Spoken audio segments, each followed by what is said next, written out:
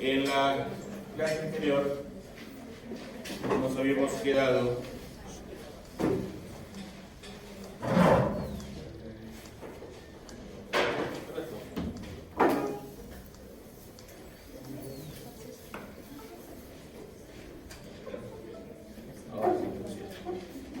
entonces miren que el oído cumple dos funciones: uno, audición, y dos, equilibrio.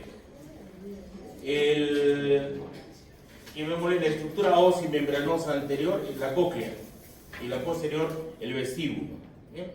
Y en el vestíbulo tenemos los canales semicirculares y la mácula, utrículo y sácula. Si nosotros vemos lo que corresponde al órgano del Corti, el órgano del Corti se encuentra ¿dónde? En la rampa coclear, en la rampa intermedia, lo mismo. ¿Qué diferencia hay entre la vestibular y la timpánica? En estas dos, ¿qué es lo que se mueve hidráulicamente? Lo que se mueve es perilinfa, que es idéntico al líquido cefalorraquídeo. En cambio, en la rampa coclear, lo que transita, ¿qué viene a ser? Endolinfa. ¿Y qué diferencia hay entre la perilinfa y la endolinfa? Es la concentración de sodio y potasio. En la endolinfa, ¿qué tenemos? Más potasio y poco sodio. En cambio, en el líquido extracelular es idéntico al líquido cefalorraquídeo, rico en sodio y pobre en potasio. ¿Quién produce la endolinfa? La estría vascular. ¿Qué más podemos observar aquí? Que aquí tenemos el órgano del Corti, que tiene una estructura, tiene células de soporte, y hay tres hileras acá de células ciliadas. Una hilera que se llama las células internas ciliadas y tres hileras de las ciliadas externas. ¿Bien? Y está directamente comunicándose con la membrana basilar. Por el movimiento de la membrana basilar se va a establecer potenciales de acción coclear. Por ejemplo, aquí ven, ¿no?, que estas células ciliadas tienen un cilio grande que viene a ser el estereocilio, o sinocilio, perdón, sinocilio o kinetocilio. Y tiene unos estereocilios que son más pequeños y que están acoplados, ¿ya?, a través de conectores, son proteínas conectoras. Cuando se unen el estereocilios al cinetocilio, que va a provocar un potencial de acción. Quiere decir, lo que va a provocar es un impulso auditivo. ¿Bien? Pero cuando se alejan los estereocilios del cinetocilio, lo que va a provocar es una hiperpolarización. ¿Qué significa hiperpolarización? No conducción de un potencial de acción coclear. ¿Bien? ¿Y cuál sería la función, ¿no?, de las células externas? Estas. Entonces, en esta imagen que van a ver, aquí hay una proteína que se llama la prestina. Esa se llama prestina. Esa prestina, en las células ciliadas externas, tiene la capacidad de contraerse y relajarse. Si se contraen y se relajan, quiere decir que van a contribuir con el movimiento de la endolinfa. Y eso permite amplificar el sonido a través de la contracción de esas proteínas.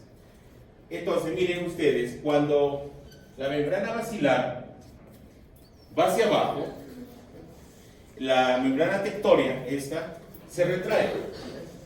Se retrae. ¿Y por qué se retrae? Porque las células de la prestina, las proteínas de la prestina, se relajan. Y lo que va a provocar es una hiperpolarización, quiere decir no conducción. En cambio, si es que se produce un elevamiento hacia arriba, valga la redundancia, la membrana basilar se va hacia arriba, lo que va a ocurrir es que las células las proteínas de la prestina se contraigan, como ustedes ven en esta imagen. Al contraerse, provoca un mayor movimiento de la endolinfa a partir del surco interno, y que permite que las células se despolaricen, las ciliadas internas. Ahora, existe un patrón tonotópico. Ese patrón tonotópico En la base se van a registrar los de mayor magnitud en Hertz. Ya saben que Hertz viene a ser ciclos por segundo. Y los de menor magnitud en el apex, acá. Entonces, el oído humano podría escuchar desde los 20 Hz hasta los 20.000 Hz. Ahora, ¿cuál es la diferencia entre la base y el apex? Las células ciliadas internas. ¿Dónde son más grandes y dónde son más pequeñas? Más pequeñas son en la base, las que van a recepcionar o transducir los sonidos de mayor frecuencia. En cambio, en el apex, como su propio esquema lo indica, son las células ciliadas más grandes y que establecen una transducción del sonido menos audible, quiere decir menos hertz. ¿Alguna duda sobre esta imagen? Entonces, si yo les digo cuál es la función de la prestina, ¿cuál sería?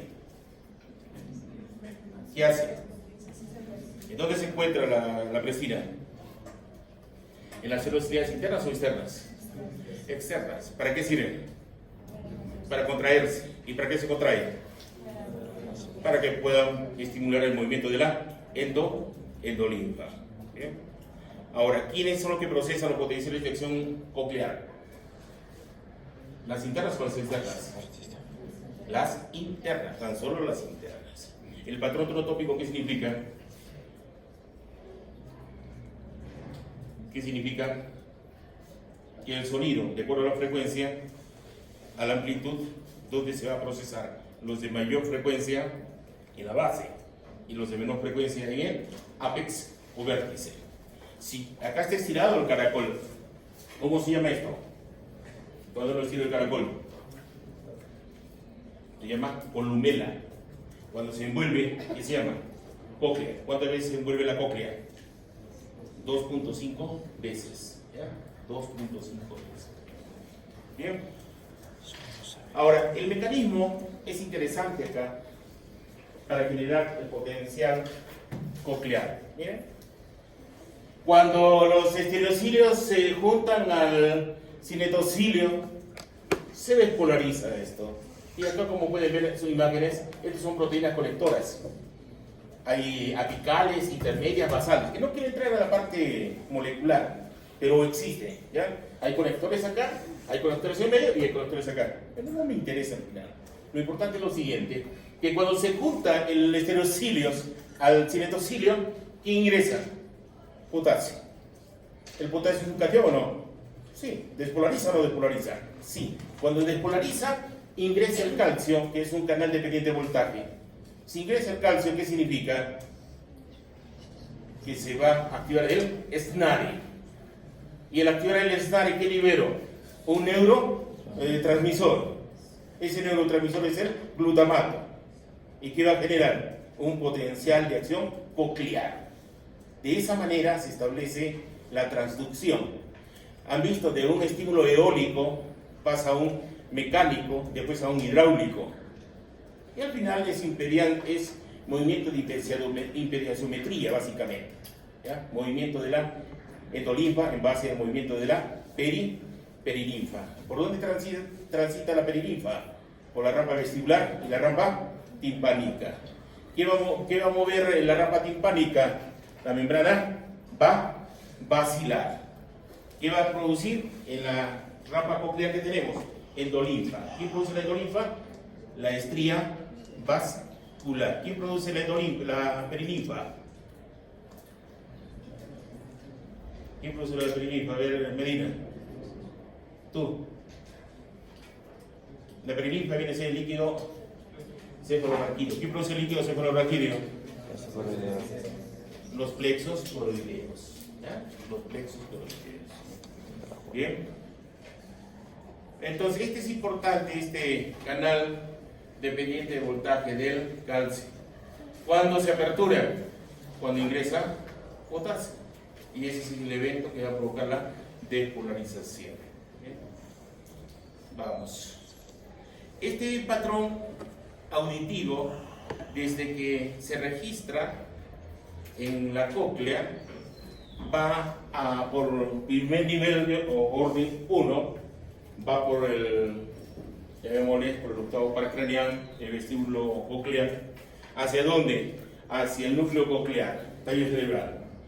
Del núcleo coclear, segundo nivel, se después ¿a dónde? Al colículo inferior. Del colículo inferior al tálamo. Y del tálamo se irradia la corteza auditiva. ¿Dónde está la corteza auditiva? 41 y 42 de Brockman. Pero vean ustedes que los sonidos de alta frecuencia están en la base y en el ápex los de menor frecuencia, y lo tengo denotado por color. El amarillo viene a ser de alta y el azul de baja frecuencia. Pero vean en el cerebro se mantiene esa disposición tonotópica. Vean que en la parte más interna se procesa los sonidos de elevada frecuencia, y en la parte más externa los de baja frecuencia. Para valorar, ya ustedes saben, se utiliza el diapasón. El diapasón tiene que tener una estructura, un par de brazos y un mango, y vibra 256 veces, los simples. Los mejores son los de 512, esto ya es uso clínico. Para poder establecer hipoacusias de conducción, hipoacusias neurosensoriales o mixtas.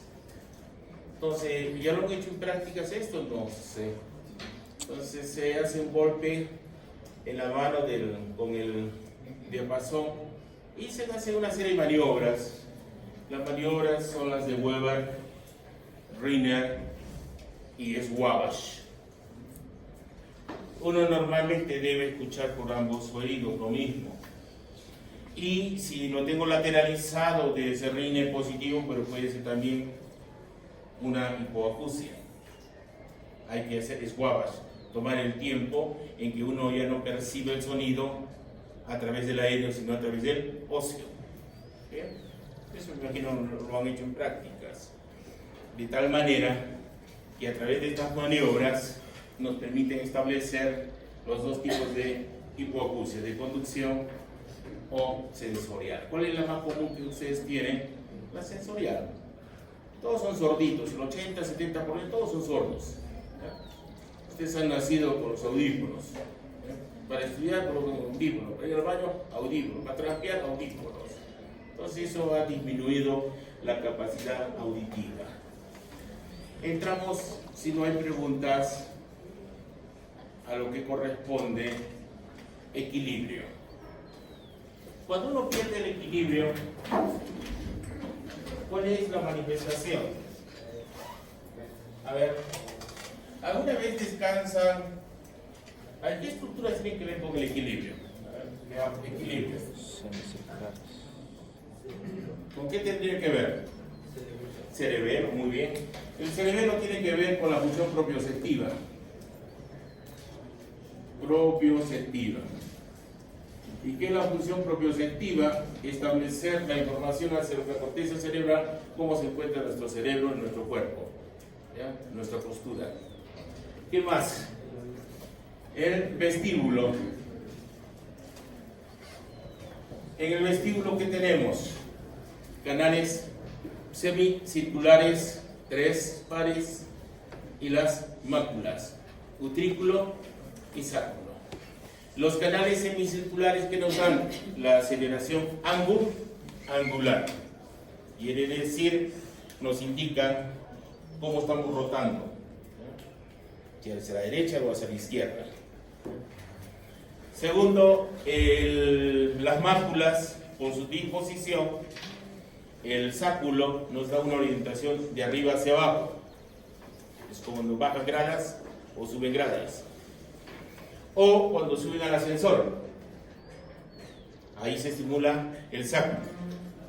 Y si ustedes consumen alcohol, ya no sienten el piso, piensan que están en el aire, o se vuelven bailarines, por una simple razón, porque el alcohol lo que hace es disminuir la densidad de la endolinfa macular, ¿ya? En sáculo. En cambio, el utrículo es cuando ustedes caminan hacia adelante o caminan hacia atrás como el cangrejo. Entonces, cuando camino hacia adelante, hay una membrana ahí, esa membrana, hay encima unos otolitos o otoconias, que es carbonato de calcio.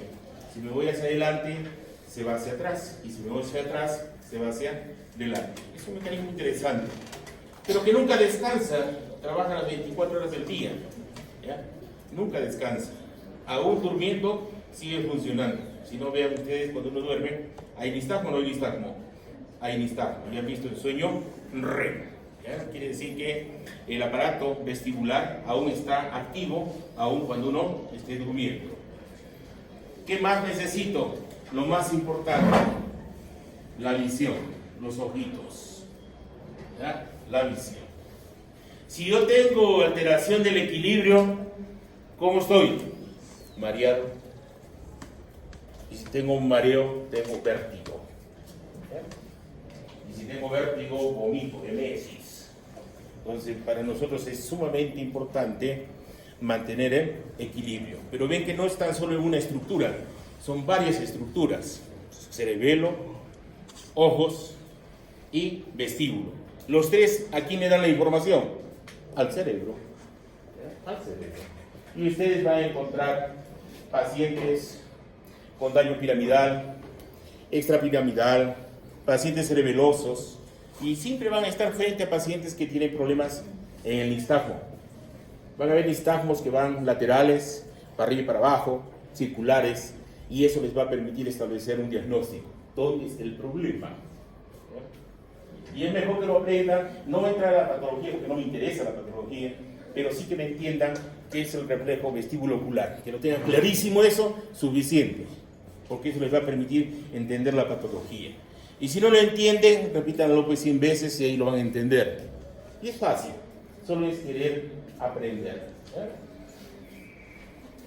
Cuando ustedes van a una fiesta y por mala suerte les toca un sitio donde esté el parlante, y el parlante bota 120 decibeles mínimo a veces, y si no es peor, 140 decibeles, entonces ¿qué va a pasar? Van a tener los acúfenos. ¿Qué es un acúfeno? Es una sensación auditiva irreal que no existe. Imagínense que están en la fiesta, están bailando perreo. Si salen de la fiesta, llegan a la casa y siguen escuchando perreo, pero bueno, si ya no está la música, ¿por qué? Despierto y sigo escuchando el perreo. ¿Qué pasó? Es un acúfeno. Y cuando quiero caminar, me siento mareadito, me voy para los lados. Entonces tengo un síndrome vertiginoso. Y si se hace crónico, ya tengo un síndrome de Meniere. ¿Ya? Entonces, sin haber tomado nada, no puedo mantener equilibrio, mi cabeza se va a los lados o mi cabeza va dando vueltas. ¿Y eso producto de qué? De un supraumbral de sonido que inflamó, ¿qué? Las máculas, ¿ya? Inflamó las máculas. Y eso yo creo que les ha pasado varias veces. Es mejor cuando uno está cerca a un parlante, irse, alejarse, meterse al baño mejor, ¿ya? Para no estar expuestos a esa sensación. Es horrible, estar mareado es horrible, sentir emesis es horrible. Es mejor evitar los sonidos de mucha frecuencia. Han visto, una mujer cuando grita es terrible porque rompe vidrios, rompe copas, entra en internet, grito de mujer, una chica grita, 6 copas rotas. ¿Para qué es el sonido? Para procesar audición. ¿Pero provoca dolor o no provoca dolor? Sí. Y esa sí la causa siempre de los divorcios. El hombre primitivo se iba, era nómade, se escapaba del sonido. ¿Qué hace su papá? Entra al baño y ni por gusto sale, porque va a provocar dolor el grito de la mamá de ustedes, ¿no? Entonces, señoritas, no griten. Va a haber éxito en el matrimonio si no gritan. Vamos a la estructura. Ya está con este aparatito, ya se está jubilando, creo, por fila. Los canales semicirculares, hay uno anterior, posterior y uno horizontal. Y están perpendicular. ¿Qué quiere decir perpendicular? Mantiene un ángulo interno y externo de 90 grados, excepto el horizontal. El horizontal respecto al plano naso-occipital tiene 30 grados. 30 grados. De tal manera que cuando uno quiere leer y escuchar a la vez, baja la cabeza, ¿ya? Para poder establecer una transducción adecuada. Si yo quiero hacer la prueba calórica y quiero colocarle agua caliente al alumno, entonces yo quiero que este canal horizontal sea de 90 grados. ¿Cómo lo hago?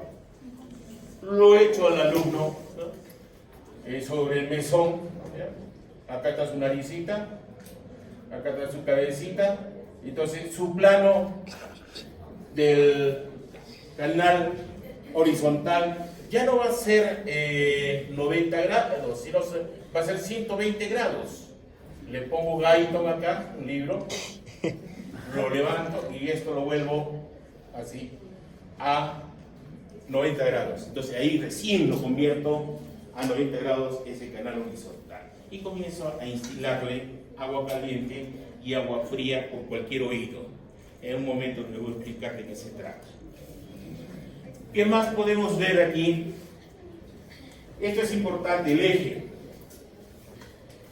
El canal anterior tiene el mismo eje que el posterior contralateral y viceversa. ¿Me dejo entender? El eje del anterior coincide con el posterior, pero con el contralateral. Vamos. ¿Dónde está la estructura que nos transduce? Es el mismo mecanismo que la audición. ¿Qué hemos visto en la audición? Que hay una célula ciliada, que hay un estereocilio, el más grande, y hay los estereocilios. Cuando se juntan, genera potencial de acción. En base a que se juntan, al movimiento de la endolinfa. Y si se separa, hiperpolarización. Entonces, en los canales semicirculares hay una ampolla y hay una cúpula. Esa cúpula viene a ser gelatina. ¿Y qué permite? Por movimiento de la endolinfa, ya para decir que los estereocilios se acerquen al cinetocilio y provoquen una despolarización. Igual, en el caso de las máculas, tengo una gelatina, pero arriba yo tengo una estructura que llaman los otolitos. ¿Qué vienen a ser los otolitos? Carbonato de calcio, que hace presión por efecto de la gravedad. La disposición entre mácula y utrículo es diferente. Si ustedes ven, el utrículo no es totalmente horizontal, no es totalmente horizontal, pero no resecciona los cambios de aceleración lineal, para adelante, para atrás, o lateral izquierdo o lateral derecho. Lo más importante es que vean ustedes la disposición de los cilios. Hay una estructura, que la ven acá, una línea circular que se le llama la estriola. Esa estriola nos da una disposición de los cilios convergente en el utrículo. Y esos son más o menos unos 30.000 células ciliadas. En cambio, el sáculo, que nos da la aceleración lineal vertical arriba, abajo, abajo, arriba, vean ustedes, en la estriola, más bien los cilios o de las células ciliadas se disponen divergentes respecto a la estriola. Pregunto, si suben al ascensor y está subiendo el ascensor, ¿cuál creen que se desplace? ¿Quién genera el potencial de acción macular? ¿Cuando yo subo o cuando yo bajo? ¿O en ambos sentidos se da la despolarización? ¿O es tan solo en una mácula, derecha o izquierda? ¿O son en las dos? ¿Y son en todas? ¿Lo descubren ustedes o les explico? ¿Para qué? Para evitar el cansancio y la fatiga, ¿no es cierto? Muy bien. Es semi. Cuando yo subo, los cilios, ¿ya?, por efecto de la gravedad, los otoconios hacen más presión. ¿Y qué va a hacer? que la mácula sacral del oído derecho y del oído izquierdo se van a despolarizar a la mitad. Y cuando bajo, se despolariza la otra mitad. ¿Me dejo entender? Por ejemplo, en este momento estoy yo erecto frente a ustedes. ¿Cómo están mis canales semicirculares? ¿Están despolarizados, hiperpolarizados, en reposo? No en reposo, están despolarizados. Y ambos lados. Pero si mi cabeza gira hacia la derecha, ¿qué va a pasar? El núcleo vestibular derecho se despolariza, es decir, que se activa. ¿Y mis ojos a dónde se van? Hacia el lado izquierdo, en componente lento. En componente rápido se van a la derecha. ¿Por qué? Porque coincide la rotación de la cabeza con la rotación del endolinfa. ¿Ya? Vamos. Este es el reflejo vestíbulo ocular. Entonces miren, los ojitos, los canales horizontales. Entonces voy a mover hacia el lado izquierdo. Voy a rotar la cabeza hacia el lado izquierdo. ¿Qué canal horizontal se va a despolarizar? ¿El derecho o el izquierdo? Entonces, recuerden que los canales van a seguir, porque es óseo, van a seguir el mismo tránsito de la rotación. Quien va por inercia en sentido contrario, ¿quién es? La endolinfa. Entonces, si yo voy hacia el lado izquierdo, la endolinfa va a ser en sentido derecho. Entonces, si yo muevo la endolinfa en este sentido que ve la flecha, ¿estos estereocilios se juntan o no se juntan con el cinetocilio? Sí. Y se va a despolarizar. ¿Qué va a pasar con el otro canal semicircular horizontal? ¿Se despolariza o se hiperpolariza? Hiperpolariza. Se hiperpolariza, porque la endolinfa va a transitar en este sentido, hacia la derecha. Entonces, ¿qué va a pasar? Que se separan los estereocilios del cinetocilio. ¿Y qué va a generar? Hiperpolarización. ¿Ya? Hiperpolarización. Ahora, ¿cómo se integra este estímulo? Al estimularse el núcleo vestibular izquierdo, este hace aferencia con el sexto par craneal, el abduce, o motor ocular externo, pero se decusa, es decir, se estimula el derecho. Y el derecho, ¿a quién inerva? Inerva al medial externo, perdón, ¿quién digo? Medial externo del ojo derecho. Entonces, ¿a dónde se va el ojo? Hacia el lado derecho. Y estoy rotando a la izquierda, se va al derecho. Además, el sexto se decusa y va a inervar al tercer par, que viene a ser el motor ocular común, pero contralateral. Y este aquí inerva, va a inervar al medial interno y provoca contracción. Entonces, ¿a dónde se van a ir los ojitos derecho e izquierdo? Hacia el lado derecho. Pero como reflejo vestibular, ¿ya? Como reflejo vestibular, porque estoy rotando a la izquierda y quiero establecer un plano visual para no caerme. Pero el nistagmo, ¿a dónde se va? Si está yéndose el ojo a la derecha, se va a la izquierda, como componente lento. Pero va a llegar un momento en el cual la rotación del individuo va a coincidir con el movimiento de la endolinfa. Quiere decir que se va a ir al lado izquierdo. Entonces, ya no se despolariza este, sino se va a despolarizar este. Porque ya no, la endolinfa no está moviéndose así, sino se está moviendo ahora en sentido de la rotación, que era al izquierdo. Entonces, ¿qué va a pasar? Que los estereocilios se juntan con el cinetocilio y voy a tener una despolarización, ¿ya? Diferente a la rotación, quiere decir en el oído derecho, quiere decir el canal semicircular horizontal derecho. Ese es el componente rápido, porque la cabeza se está moviendo rápido. Entonces, este se estimula, el núcleo vestibular derecho se estimula, este se decusa y estimula el abducen del lado izquierdo. ¿Y qué inerva el lado izquierdo del sexto par craneal, el abducen? viene y contrae el medial externo del ojo izquierdo.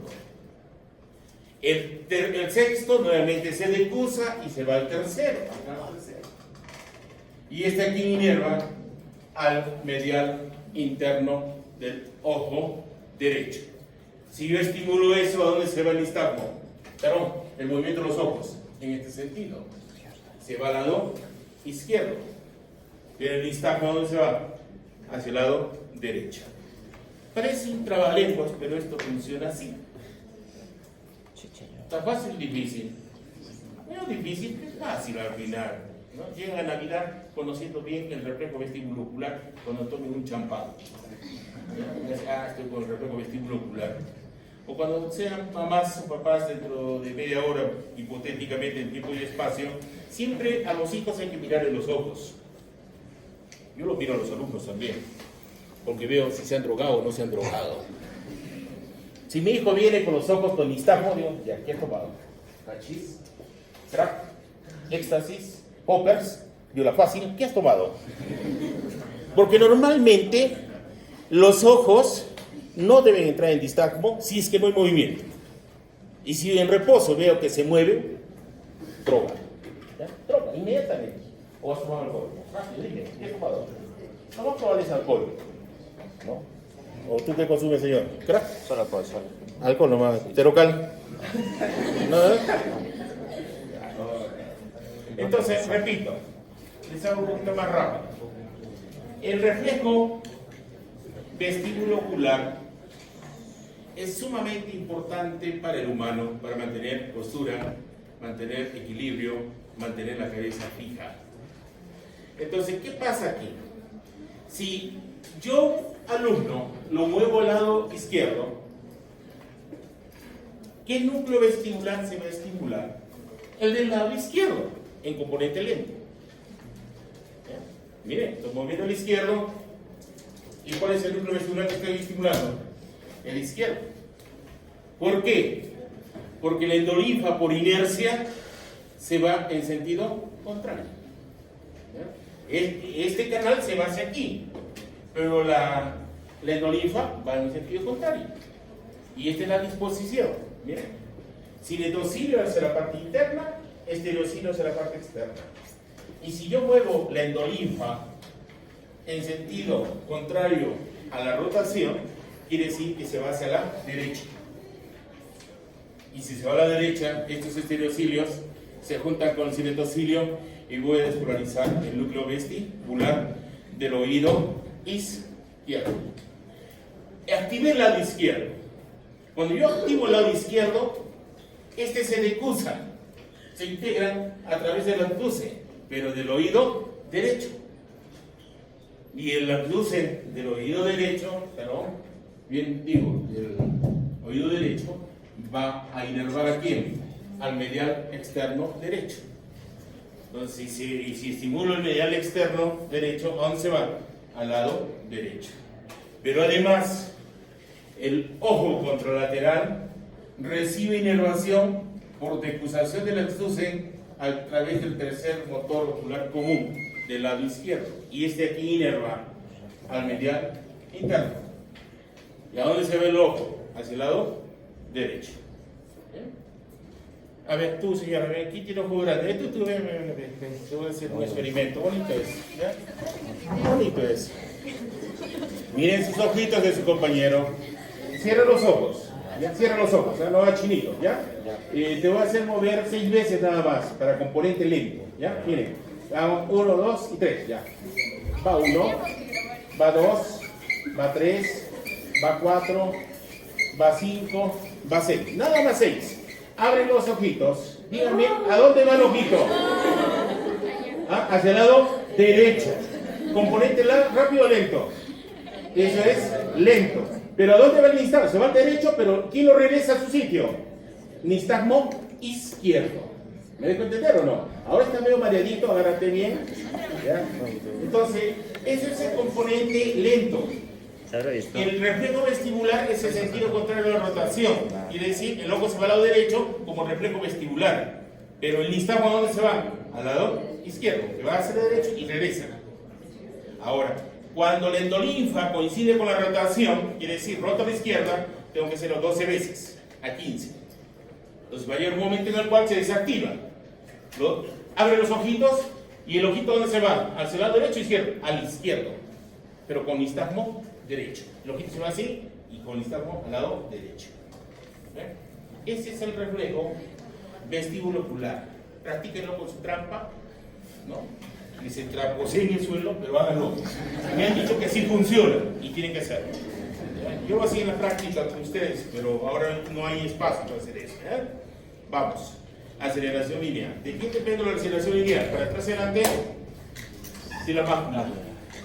Tengo dos máculas, el utrículo y el sáculo. Si es lineal, para adelante, atrás para adelante, el utrículo.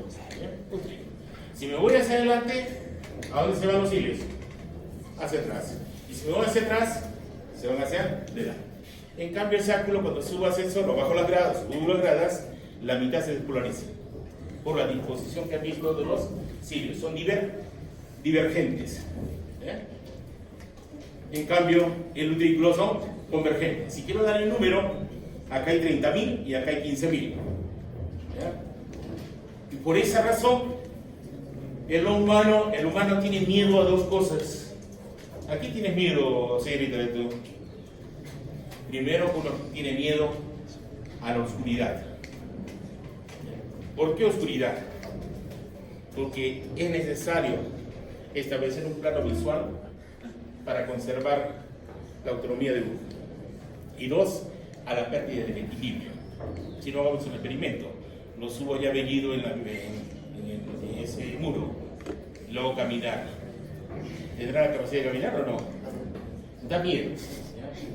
Cuando suben por el ascensor, ¿han visto que les da miedo? Porque ahí pierde la sustentación. Son los dos miedos que tiene el humano: a las cosas oscuras, grandes, y segundo, a la pérdida de la sustentación de equilibrio. Son los dos miedos innatos. Y acabamos con la prueba calórica. La prueba calórica, qué bonito, miren. ¿Cuál es la temperatura de nuestro cuerpo?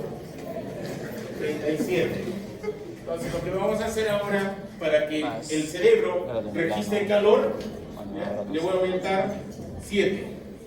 Me va a dar 44 calor. Y le voy a disminuir 7 para que me registre el frío. ¿Ya? Entonces para mí 30 grados es frío, 44 calor. ¿Qué hago con el alumno? Lo echo en el mesón con 3 mandiles de sus compañeros para que no se me enfríe. Y le coloco Guyton en el cerebro, ahí en el cráneo, para que tenga 90 grados canal horizontal. Y le voy a colocar en el oído izquierdo, ¿ya?, agua 44 grados centígrados.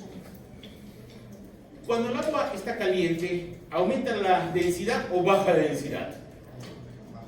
Baja la densidad. Entonces la endolinfa, ¿ya?, transita en este sentido. ¿Ya? La endolinfa transita en este sentido, se va hacia el lado derecho. La disposición del estereocilio con los sinocilios, ya han visto en el caso del reflejo vestíbulo ocular, el estereocilio está acá y los sinocilios acá.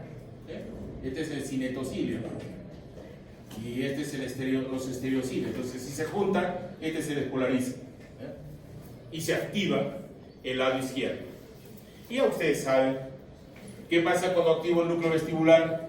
Este se decusa, este va a contraer el medial externo, entonces se va hacia aquí.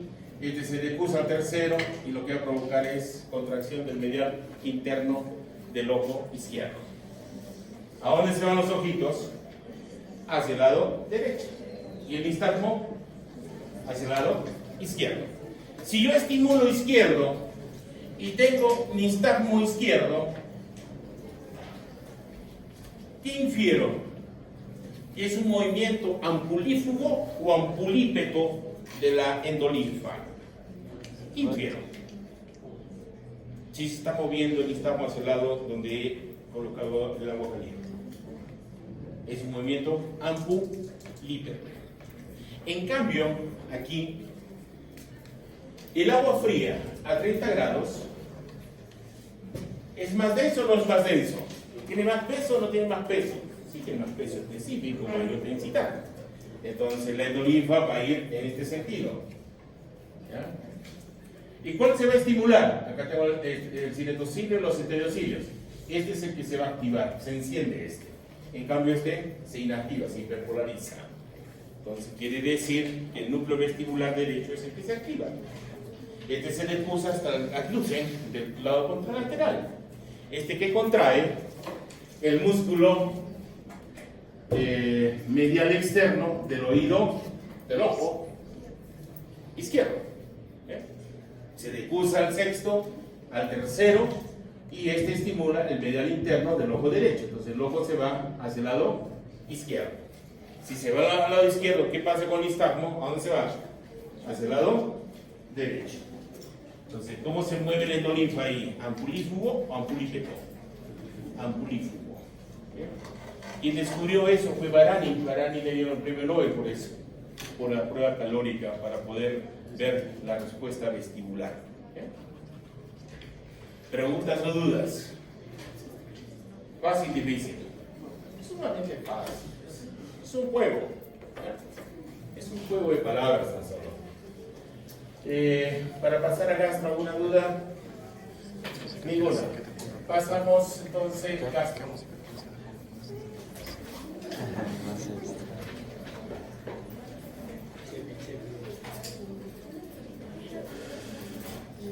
¿Un descansito? Sí. Ya, un minutito vayan a desfogar todas las energías.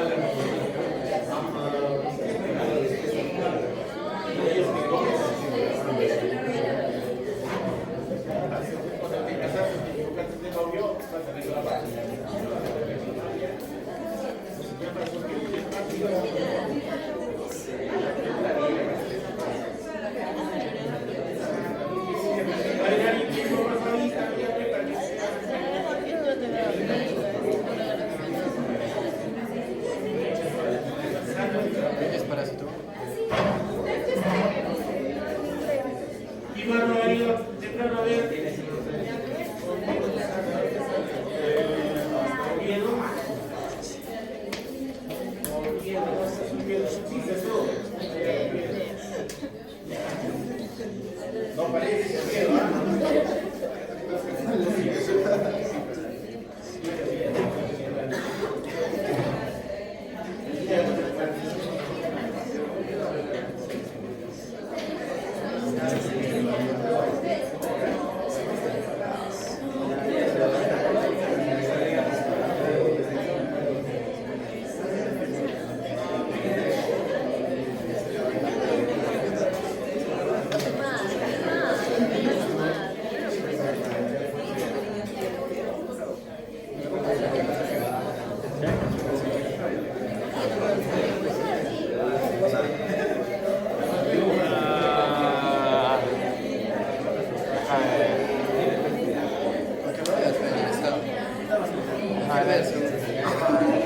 Muy bien, vamos, señores. Vamos. Ya. ¿Listo? Comencemos, señores. Vamos a empezar. Entramos a función gastrointestinal. La función gastrointestinal, ¿cuál es la finalidad? Aporte de nutrientes. Y esos nutrientes nos deben dar energía. Y esa energía es ATP, adenosín trifosfato. Ahora, ¿cómo se da este aporte de nutrientes? A través de un control orexigénico y control anorexigénico. El control orexigénico viene a ser hambre y el anorexigénico saciedad. Los nutrientes, ya ustedes conocen que la OMS que recomienda que el red debe estar constituido por proteínas 12%, azúcares 58% y lípidos 30%. Es la dieta ideal. Pero desde el punto de vista macro era así, ¿no? Porque ahora el tracto gastrointestinal tiene otras funciones. Si yo les digo que tienen que ver con las emociones, ¿me creen o no? ¿Me creen que tiene que ver con el comportamiento? ¿Me creen o no me creen? ¿Tiene que ver con el sistema inmunológico? ¿Me creen o no me creen? ¿Y me creen que está relacionado con enfermedades autoinmunes? También. ¿Está relacionado con problemas de diarrea, constipación? Cierto. Entonces cuando hablamos nosotros de gastrointestinal, hablamos de un eje que se llama cerebro-intestino. Cerebro-intestino.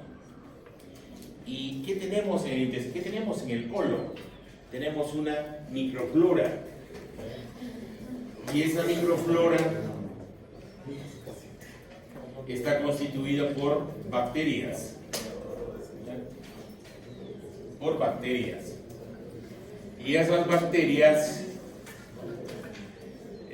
procesan el material no digerido, que al final nosotros lo eliminamos como heces, pero las heces tienen un tercio de material no digerido, un tercio de células muertas y un tercio de bacterias.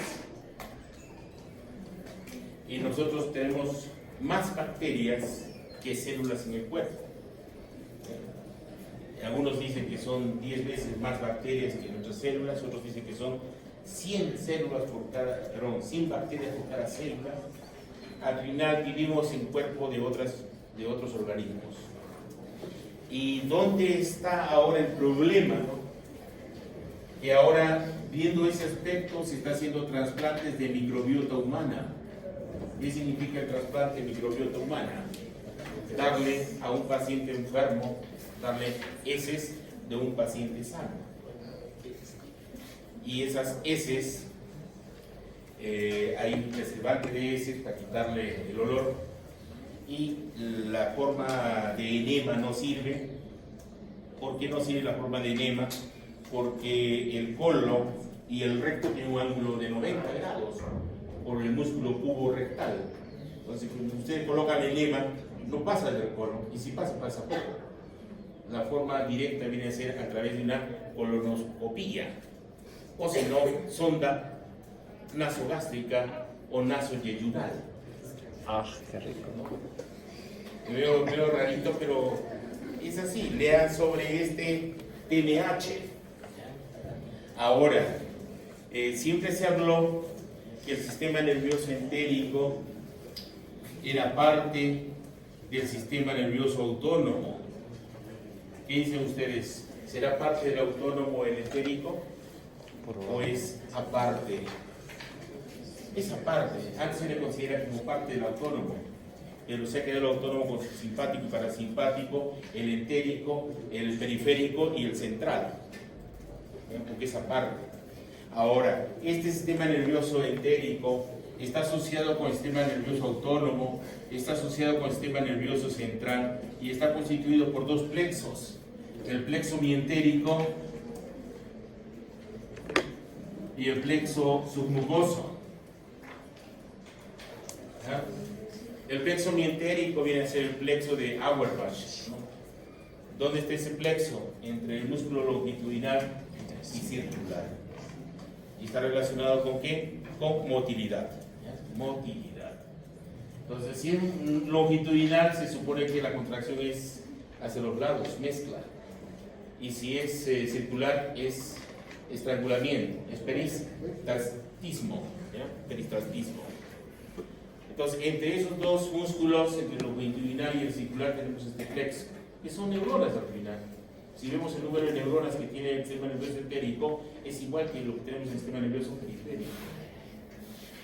Ahora, en el submucoso hay secreción de hormonas, hay secreción de neurotransmisores de forma endocrina, paracrina, autocrina, neurocrina, hay una serie de mecanismos que se producen.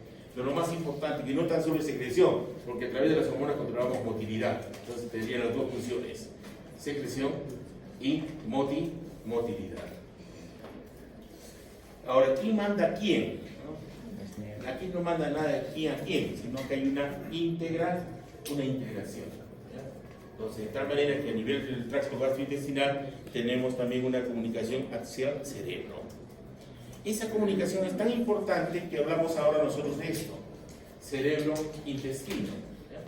Cerebro-intestino. Un individuo sano es el individuo que tiene una flora bacteriana normal.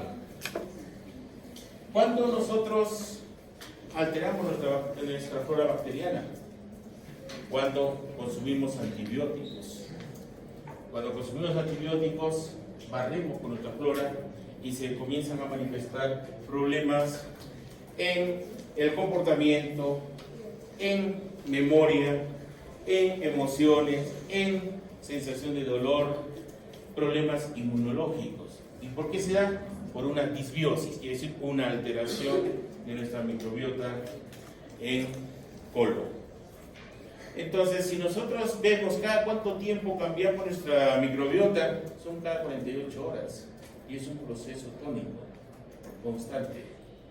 Y una forma de mantenerlo es utilizando los probióticos. Si alteramos nuestra flora bacteriana, todo se altera, nuestro sistema nervioso central. ¿Alguno ha leído sobre esto, sobre la microbiota, sobre el trasplante de heces humanas? ¿Lo han leído? Muy bien. ¿Han trabajado algo sobre eso? Una revisión bibliográfica. Muy bien.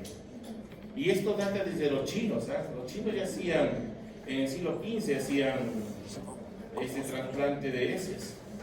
En la Segunda Guerra Mundial los soldados americanos se morían y los beduinos en el África les daban heces.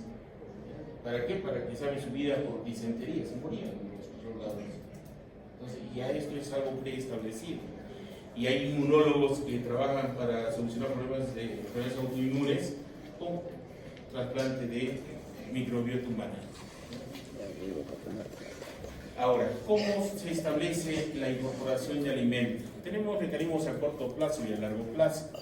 Pero lo importante es que en corto plazo tenemos en el tronco encefálico aquí. ¿Se acuerdan? NTS, ¿qué viene a ser NTS? Núcleo del tracto. Oh, Entonces, cuando yo libero CCK en postprandial, cuando llega del bolo, pasa al intestino delgado a nivel del duodeno, llega el alimento como quimo, entonces su contenido lipídico, proteico y azúcar nos estimula la liberación de la CCK. Antes se pensaba que habían dos, una que estimulaba el páncreas exocrino y otro que contraía la vesícula biliar. Entonces hablaban de la pancreosinina y de la colecistoquinina, pero al final que se vio que tan solo hay una, que es la CCK. Esta CCK a corto plazo controla el centro de la saciedad, como decir, ya he comido, ya no quiero más alimento. ¿Bien? Eso lo hace a través del nervio vago, a través del nervio vago. Pero tenemos otro control, que es a nivel del núcleo arcuato del hipotálamo. En el núcleo arcuato tengo los dos centros, el centro orexigénico y el centro anorexigénico. El centro anorexigénico es saciedad y el centro orexigénico es apetito. Entonces, ¿cuáles son a corto plazo los que me dan saciedad? Lo que me da saciedad a corto plazo debe ser el primero, insulina. ¿Cuándo yo libero insulina? Cuando aumento el nivel de glicemia.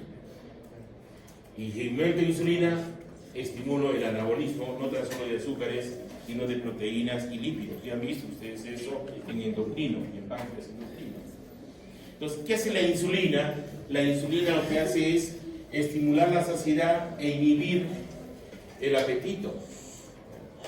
Pero yo tengo a largo plazo otra hormona, no es otra, sino son varias. Viene a ser la que se produce por tejido adiposo, ¿no? Yo tengo dos tipos de tejido adiposo, el blanco y el pardo. El blanco que me da energía, el pardo que me da calor. Ya ustedes han visto a través de las proteínas desacopladoras cuando produzco calor y cuando produzco energía en forma de ATP. Entonces, el tejido adiposo a largo plazo me libera una hormona, que son varias. Ahí está la adiponectina, la resistina, pero la principal es la lectina. ¿Qué hace la lectina? Un mecanismo símil a lo que hace insulina. ¿Qué hace? Estimula saciedad, pero inhibe ¿qué? Apetito. ¿Okay? Ahora, ¿quién me estimula apetito? La grelina. La grelina. ¿Y cuando yo libero grelina? Cuando tengo hambre. ¿Y cuando tengo hambre? Cuando en mi estómago no hay alimento, aunque el estómago nunca está vacío. ¿Ya? Nunca está vacío. Siempre hay un contenido. Entonces, cuando falta alimento, comienzan las glándulas fúngicas a liberar grelina. ¿Para qué? Para estimular a quién? Al centro orexigénico del núcleo arcuato del hipotálamo. ¿Sí? Entonces, ¿quiénes son las neuronas involucradas en el centro orexigénico y en el centro anorexigénico? Las neuronas aquí son el neuropéptido Y y el agouti. Agouti. ¿Qué viene a ser el neuropéptido Y? Son neuronas que estimulan la ingesta de alimentos. Y agouti es un gen modificado de unas ratas que se llaman las ratas Ot-Ot, que son las ratitas obesas. Y se ha demostrado que existe ese gen en la obesidad, en donde ingieren alimento y no se procesa la saciedad y siguen ingiriendo alimento. En cambio, los que provocan saciedad están la POMC y el CAR. ¿Qué viene a ser el POMC? ¿Se acuerdan quién era el POMC? Acuérdense del eje adrenal. ¿Cuál era el eje adrenal? ¿Se acuerdan? ¿Quién producía la CTH? La adrenocorticotropa. La propiomelanocortina. Ahí está. Esa es la propiomelanocortina. Y está asociada a ¿qué? a saciedad, no ingesta de alimentos. Y el CAR, ¿quién viene a ser el CAR? El CAR viene a ser un transcrito relacionado a anfetaminas y cocaína. Nuestros paisanos de la sierra, los que están en Bolivia, ellos pichan coca para tener hambre o no tener hambre.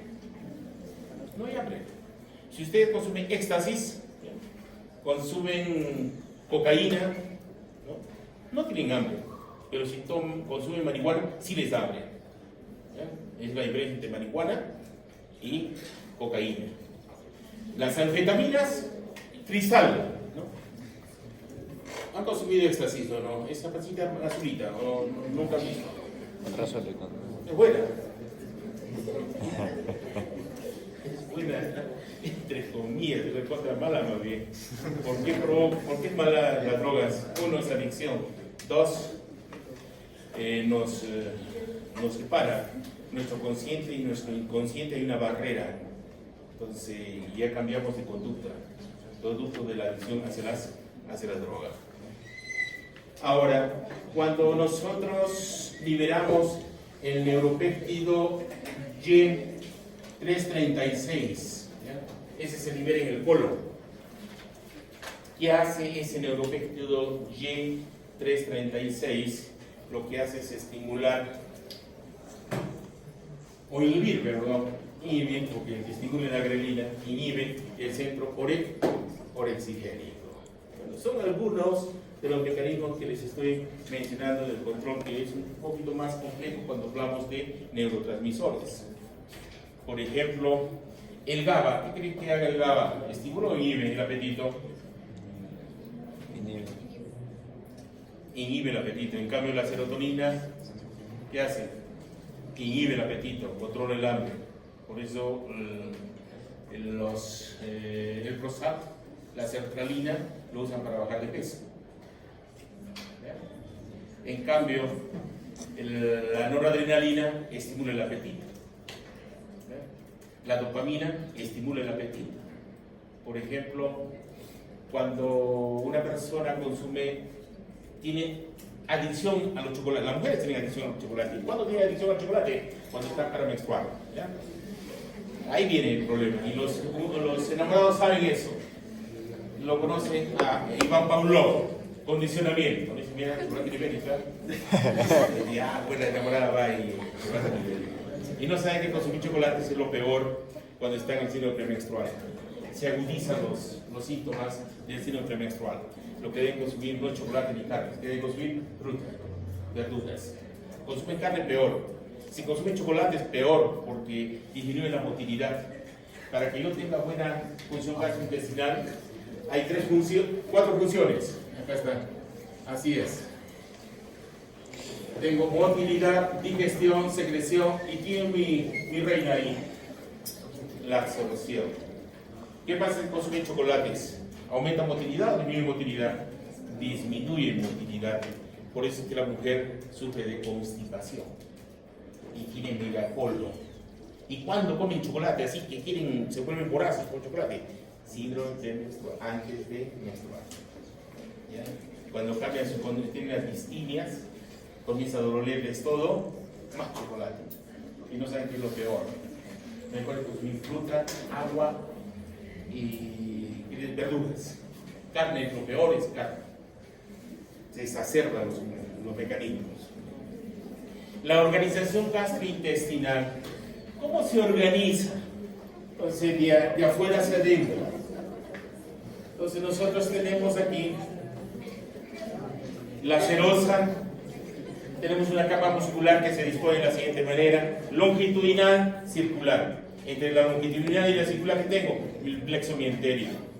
De ahí tengo, entre la circular y la submucosa, tengo mi plexo, el plexo submucoso. De ahí tengo la muscular y mucosa en la vía propia y mi epitelio absortivo. ¿Dónde yo absorbo? Lo único que yo absorbo a nivel del estómago es agua y alcohol y aspirina. Donde yo absorbo viene a ser en el íleo. ¿Ya? Entonces yo en lo que es intestino delgado, mi superficie absortiva del intestino delgado son 300 metros. cuadrados. Pero ahí se dividen en duodeno y en yunoíleo. ¿Dónde está la superficie absortiva realmente? En ileo. Pero no significa que en el duodeno y en el ileo no absorba. También absorbo. Pero donde más absorbo es en el ileo. ¿Cuánto mide el tubo digestivo? 9 metros promedio. 9 metros promedio. ¿Y cuántos corresponde al intestino delgado? 7 metros. 7 metros. Vamos. ¿Cómo se organiza esto? Nosotros tenemos un marcapaso. ¿Se acuerdan cuál era el marcapaso en el respiratorio? Treboxina. ¿Cuál era el marcapaso en corazón? Las células P del nodo sinusal, K-flag. El marcapaso de los riñones. ¿Cuáles? ¿Quién controlaba, se acuerdan? El mesangio. Pero hay dos tipos de mesangio, los intraglomerulares y los extraglomerulares. ¿Quién regulaba el mecanismo túbulo-glomerular? Esos son, el mesangio extraglomerular. En el caso del tubo gastrointestinal, ¿quién es nuestro marcapaso? No es Auerbach. Son las células intersticiales de Cajal. ¿Ya? Las células intersticiales de Cajal nos establecen complejos motores de migración y se mantienen. Cada uno tiene su capacidad de despolarización en alimento y post-alimento. Y nosotros dependemos de estas células. Y estas células intersticiales de Cajal, ¿a quién gobiernan? A las células musculares. ¿En base a qué? En base al sistema nervioso entérico, en base al sistema nervioso periférico y en base al sistema nervioso central. Todo está integrado. Comunicación. ¿Cómo se comunica? Tenemos la función endocrina. ¿Qué es endocrino? Se vierte la hormona y la hormona a nivel de la sangre se encarga de llevarlo a su célula blanco. Ejemplo, tenemos aquí la gastrina, la colecitoquinina, la motilina, la secretina y el GIT. ¿Se acuerdan del GIT? De sincretina, ¿se acuerdan? El GIT, el péptido insulinotrófico dependiente de glucosa, ¿se acuerdan? Que era sumamente importante para liberar insulina. Y actualmente hay una ventana de estudio para los diabéticos a través de las incretinas. ¿Cuál es la otra incretina? El GLP-1. ¿Qué es el GLP-1? El gas licuado de petróleo. No, es el péptido símil aglucado. Péptido símil aglucado. Tengo la función paracrina, ¿no? O autocrina. Paracrina, ¿qué significa? Por ejemplo, hipófisis, hipotálamo, ¿se acuerdan? Tiene una función paracrina. Autocrina, que quiere decir que yo mismo libero para que actúe sobre mi propia célula. Ejemplos de la gastrina, colecitoquinina, motilina, secretina, aquí. Neurocrino, quiere decir que una neurona libera y actúa sobre una célula del tracto gastrointestinal. Ahí tengo la aceticolina, el péptido intestinal vasoactivo, la sustancia P, óxido nítrico, colecitoquinina, la 5-HT que es la serotonina, la somatostatina y el péptido relacionado con el de la calcitonina. Ahora, tengo función inmunitaria también. Son células que son parte de la respuesta inmune que liberan neurotransmisores o interleucinas o factores que van a estimular el epitelio gastrointestinal. Por ejemplo, la histamina, las citoquinas, los radicales libres, la adenosina, etcétera, etcétera. Entonces, todo está comunicado. Veamos. Funciones, son 4 funciones que ya les he indicado. Digestión, secreción, motilidad. Si yo tengo mala motilidad, ¿qué pasa? ¿Absorbo o no absorbo? No absorbo bien. Y es lo que ocurre cuando, por ejemplo, la siguiente consume exceso de azúcares, chocolate, por ejemplo. Van al baño y filosofan ahí y no pueden evacuar. No funciona el nervio pudendo. Si es un control, y lo único que tiene que hacer la maniobra de Valsalva, con la maniobra de Valsalva, cierre de glotis, contracción de los músculos abdominales. ¿Y cuándo debo hacer esa maniobra? Cuando ya se juntó la cantidad suficiente de ese. ¿Cuándo tengo el primer estímulo para evacuar ese? Mejor les pongo la imagen para no complicarles. 18 milímetros, ¿eh? Este es bonito, ¿eh? Es un cuento. Ay, es un huevo. Bonito, ahí está, ¿eh? Ay, ay, ¿Cuándo cacas. tengo estímulo de defecar? Cuando se forman, cuando llegan las heces. No, bueno, acá tengo el colon ascendente, el transverso y el descendente, pero cuando llega aquí al ascendente ya son heces, que son líquidas. Después son semisólidas. Y el descendente ya son sólidas. Hay heces aquí en el recto, no hay heces en el recto. Tú, dime, ¿hay o no hay? No hay heces. Las heces están acá. ¿Y cuándo se estimula el reflejo de defecación? Cuando la presión es mayor a 18 milímetros de mercurio. ¿Qué se estimula? El parasimpático. ¿Y qué es el parasimpático? Vaya, vaya. Contracciones, Dato curioso. movimientos de masa para evacuar. Qué importante. Pero Importante. tengo un control que es simpático. ¿Qué hace el simpático? Contrae el esfínter anal interno. Está cerrado. No va a evacuar. ¿Cuándo va a evacuar? Cuando llegue a 55. Ahí ya no hay baño que resista. Se da un reflejo como los bebitos. Es un reflejo gastrocólico. ¿El bebito qué hace? Va tomando su leche y va evacuando. Ese es el reflejo gastrocólico. En cambio, el hombre, ¿qué hace? Ortocólico. Por efecto de la gravedad, se para y les da deseos de defecar. ¿Cuántas veces uno debe defecar, señor? No, después de los bebitos. El humano no, ya el adulto no. 2. ¿Cuántas veces debe defecar? 2. 2 veces.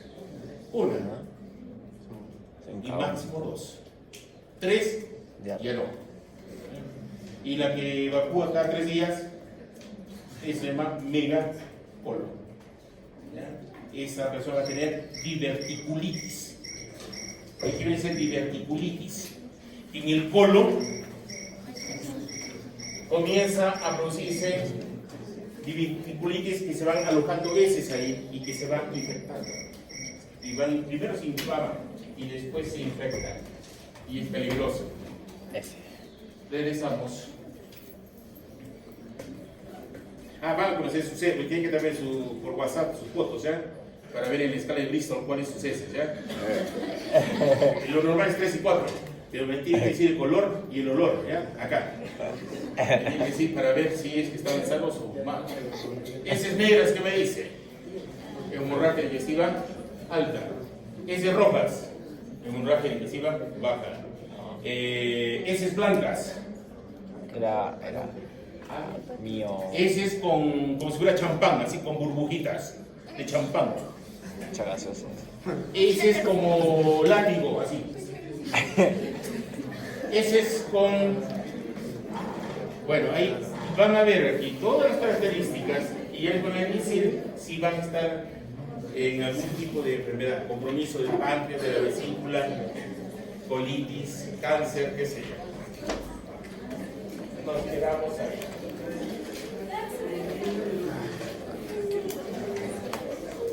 Ah, su madre. Hoy día seguro.